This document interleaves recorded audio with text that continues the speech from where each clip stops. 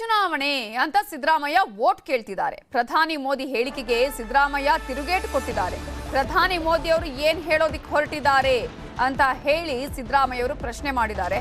ಯಡಿಯೂರಪ್ಪ ಅವರನ್ನ ವಯಸ್ಸಿನ ಕಾರಣಕ್ಕೆ ಸಿಎಂ ಸ್ಥಾನದಿಂದ ತೆಗೆದ್ರಿ, ನೀವು ಸಿಎಂ ಸ್ಥಾನದಿಂದ ಅವಮಾನಕಾರಿಯಾಗಿ ಕಿತ್ ಹಾಕಿದ್ರಿ.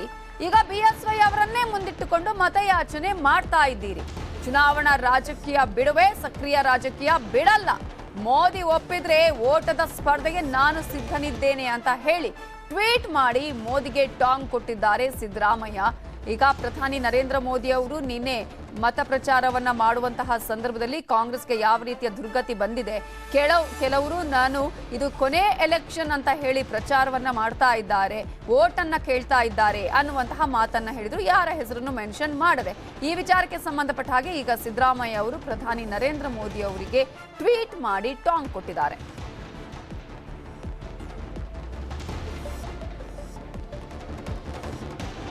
ಚುನಾವಣಾ ಪ್ರಚಾರದ ಸಂದರ್ಭದಲ್ಲಿ ಅಭ್ಯರ್ಥಿಗಳ ಪರ ಮತಯಾಚನೆಯ ಸಂದರ್ಭದಲ್ಲಿ ಪ್ರಧಾನಿ ನರೇಂದ್ರ ಮೋದಿ ಅವರು ಏನ್ ಹೇಳಿದ್ರು ನೋಡೋಣ.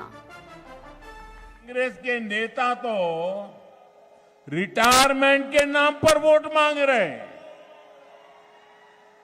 उनका सबसे बड़ा मुद्दा यही है कि मेरा आखिरी चुनाव है, मुझे मौका दे दो। क्या दुर्दशा आई है।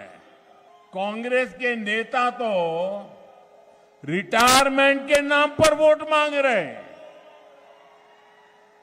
उनका सबसे बड़ा मुद्दा यही है कि मेरा आखिरी चुनाव है, मुझे मौका दे दो।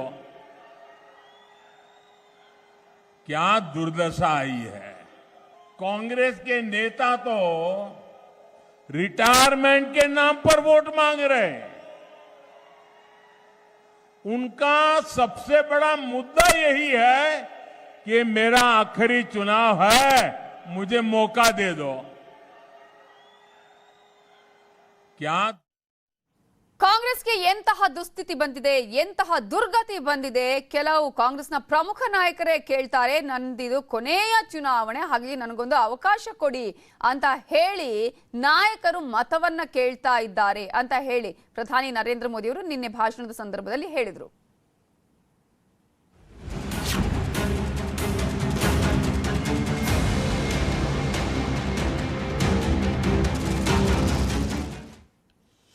ಕೋಲಾರದ ಬಳಿಕ ಎಚ್ಡಿಕೆ ಕೋಟೆಗೆ ನಮೋ ಎಂಟ್ರಿ ಕೊಟ್ಟಿದ್ದಾರೆ. ಚನ್ನಪಟ್ಟಣದಲ್ಲಿ ಕೆಲ ಹೊತ್ತಲ್ಲೇ ಪ್ರಧಾನಿ ನರೇಂದ್ರ ಮೋದಿ ಅವರು ಮತ ಭೇಟಿಯನ್ನ ಮಾಡಲಿದ್ದಾರೆ.